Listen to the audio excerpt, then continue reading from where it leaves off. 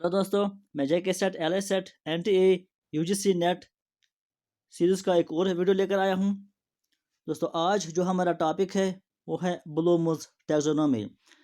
कल भी मैंने आपसे कहा है कि अगर हम सिलेबस देखेंगे तो उसमें ब्लूम्स टैक्सोनॉमी नहीं लिखा है कहीं पर भी, लेकिन बहुत इंपॉर्टेंट टॉपिक है और इसमें से बहुत सारे क्वेश्चन आते हैं, इसलिए ये टॉपिक बहुत ही इंपॉर्टेंट है। इसके बाद एक और टॉपिक है जो कि टीचिंग की बिहेवियर्स का टॉपिक है, वो भी इम्पोर्टेंट है, वो भी हम इसके बाद पढ़ेंगे।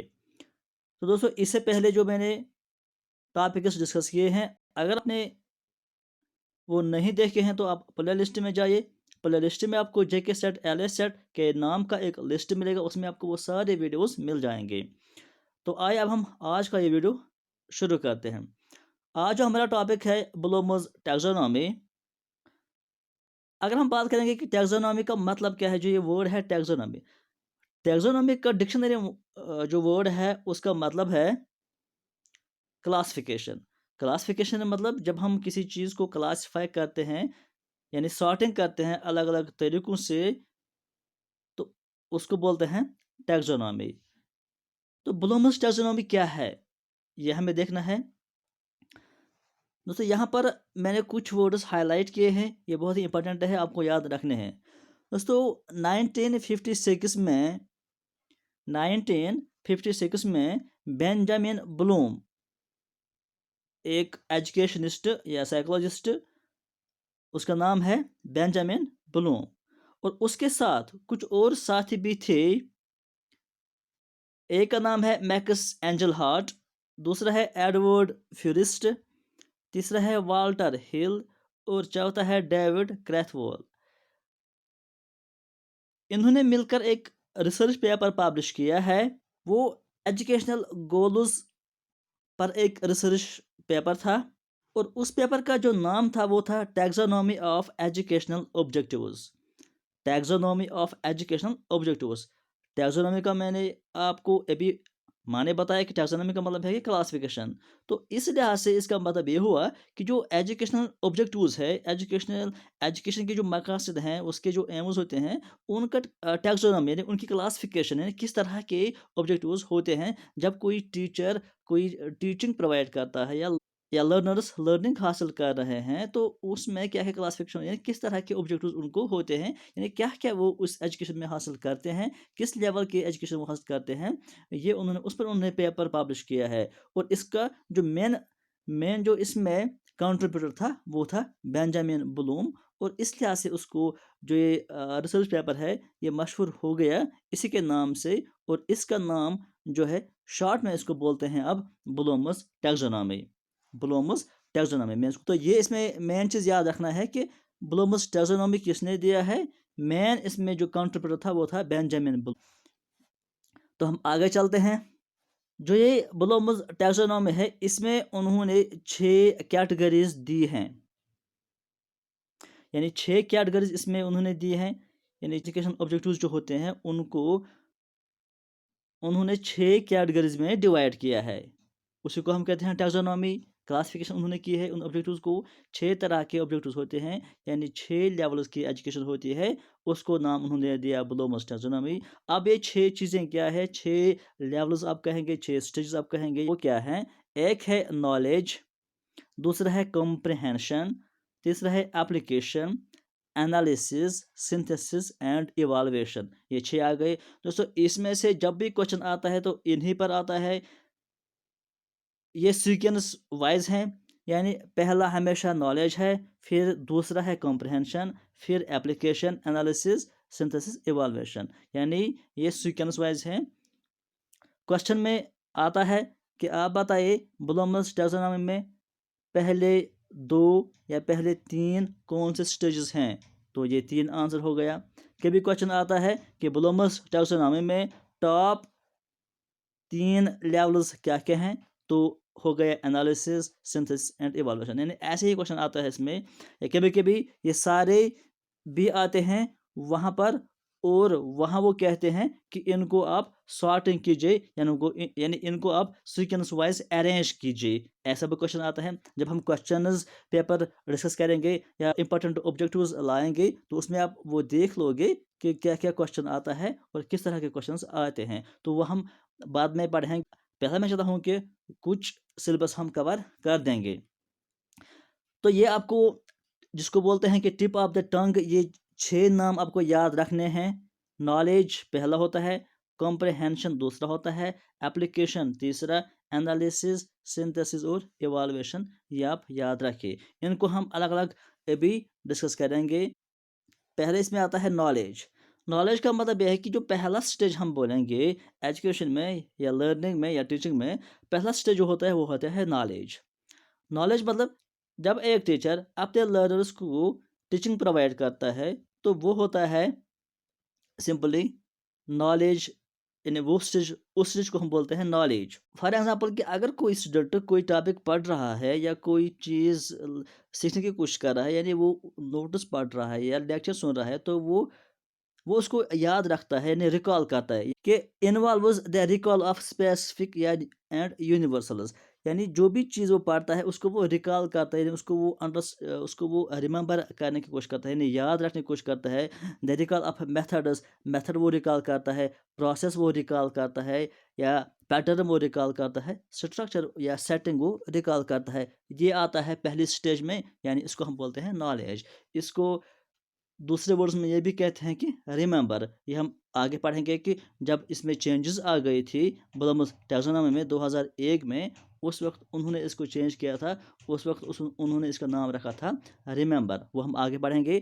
फिलहाल आपको ये याद रखना है कि नॉलेज आता है पहला स्टेज, जिसमें एक जो लर्नर होता है या स्टूडेंट होता है वो रिमेंबर करने की कोशिश करता है, यानी याद रखने की कोशिश करता है, कोई फैक्ट्स याद रखने की कोशिश करता है, कोई इन्फॉर्मेशन याद रखने की कोशिश करता है। वो आता है किस स्टेज में? नॉलेज स्टेज में। अब जो दूसरा स्टेज इसमें आता है वो आता है कॉम्प्रहेंशन। यानी पहला स्टेज होता है नॉलेज, जिसमें एक लर्नर रिमेंबर करने की कोशिश करता है, यानी याद रखने की कोशिश करता है फैक्ट्स, इंफॉर्मेशन, कोई कॉन्सेप्ट याद रखता है या पढ़ता है, वो आता है नॉलेज में, यानी उसको नॉलेज गेन होती है। दूसरा, जब नॉलेज गेन होती है तो उसके बाद वो उसको अंडरस्टैंड करने की कोशिश करता है, उसी को हम बोलते हैं कॉम्प्रहेंशन। यानी कॉम्प्रहेंशन का मतलब है अंडरस्टैंड करना, यानी समझना। जो भी नॉलेज आपने हासिल की है, जो भी फैक्ट्स, जो भी कॉन्सेप्ट्स आपने पढ़े, आपने याद किए, उनको आप समझने की कोशिश करते हो, और ये आता है दूसरा स्टेज, इसी को हम बोलते हैं comprehension. refers to a type of understanding or apprehension such that an individual knows what is being communicated। यानी वो ये कोशिश करता है कि जो उसको बताया गया है या जो उसको सिखाया गया है वो उसको समझने की कोशिश करता है। तो ये हो गया दूसरा स्टेज, कंप्रहेंशन। और तीसरा स्टेज जो हमने बात की कि इसमें जो थर्ड स्टेज आता है वो आता है एप्लीकेशन। यानी जब नॉलेज भी उसने गेन की और फिर उसके बाद उसको समझ भी लिया, अंडरस्टैंड भी किया, अब उसको वो अप्लाई करने की कोशिश करता है। एक लर्नर तीसरे स्टेज में उस नॉलेज को जो उसने सीखा है वो उसको सीखा है और समझा है, अब वो उसको अप्लाई करने की कोशिश करता है। यानी वो देखता है कि इसको मैं कहाँ पर अप्लाई करूँ, कहाँ पर यूज़ करूँ और इससे क्या फ़ायदा हो सकता है, तो वो उसको यूज़ करने की कोशिश करता है। उसी को हम बोलते हैं एप्लीकेशन। ये सिंपल है, आपको समझ आ जाएगा। उसके बाद जो नेक्स्ट है लेवल वो है एनालिसिस। यानी उसके बाद जब नॉलेज भी गेन हो गया, अंडरस्टैंड भी हो गया और अप्लाई भी हो गया, यानी इस काबिल एक स्टूडेंट हो गया, एक लर्नर हो गया कि वो उसने अप्लाई भी किया, अब उसको एक लेवल और वो बढ़ जाता है, वो पहुंच जाता है एनालिसिस लेवल में।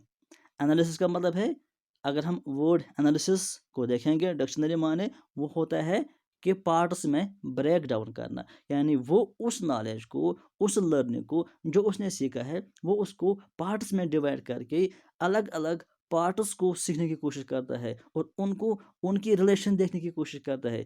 जो भी उसने सीखा है वो उसको कोशिश करता है कि मैं उसको अलग अलग पॉइंट्स में डिवाइड करूं, अलग अलग पार्ट्स में डिवाइड करूं और फिर उसको अलग अलग पार्ट्स को अंडरस्टैंड करने की कोशिश करूँगा। यानी दूसरे वर्ड्स में हम कहेंगे कि वो बारीकी से इस नॉलेज को, उस कॉन्सेप्ट को सीखने की कोशिश करता है। यानी डिवाइड करके उसको बहुत बारीकी से सीखने की कोशिश करता है। उसको हम बोलते हैं एनालिसिस लेवल। उसके बाद जो नेक्स्ट है वो है सिंथेसिस।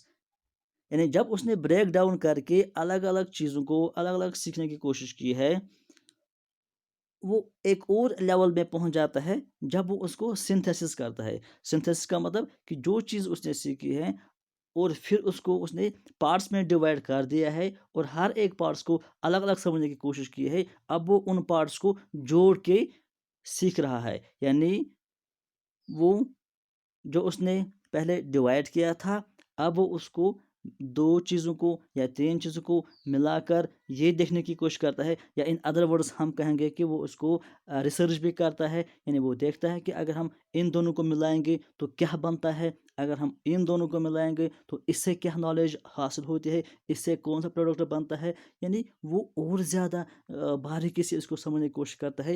यानी उनको जोड़-जोड़ कर अलग-अलग टाइप के अलग-अलग कॉन्सेप्ट्स को जोड़ता है। अलग-अलग जो चीज़ें उसने मान लो कि बनाई है या सीखी है, उसको जोड़कर वो देखता है कि रिज़ल्ट क्या आएगा। यानी अलग-अलग तरह का वो रिसर्च या एक्सपेरिमेंट वो करता है, उसको हम बोलते हैं सिंथेसिस। यानी वो जोड़कर चीज़ों को देखता है और समझने की कोशिश करता है। उसके बाद जो नेक्स्ट आता है इसमें स्टेप, वो है इवैल्यूएशन।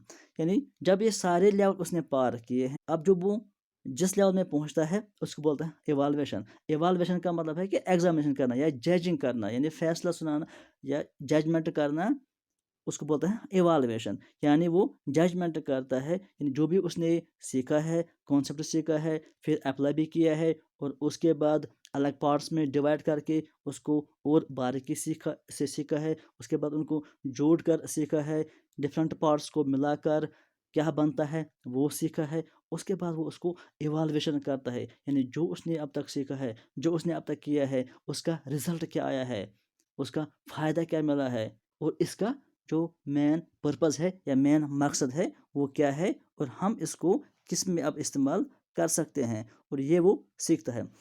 अब जो ये ब्लूम्स टैक्सोनॉमी है, इसको रिवाइज किया गया। अब जो न्यू वर्जन है वो किसने दिया है? लॉर्ड एंडरसन और डेविड क्रथवोल। ये आप याद रखिए कि ब्लूम्स टैक्सोनॉमी का जो न्यू वर्जन है, यानी उसको चेंज किया, कुछ चेंजेस लाई उन्होंने।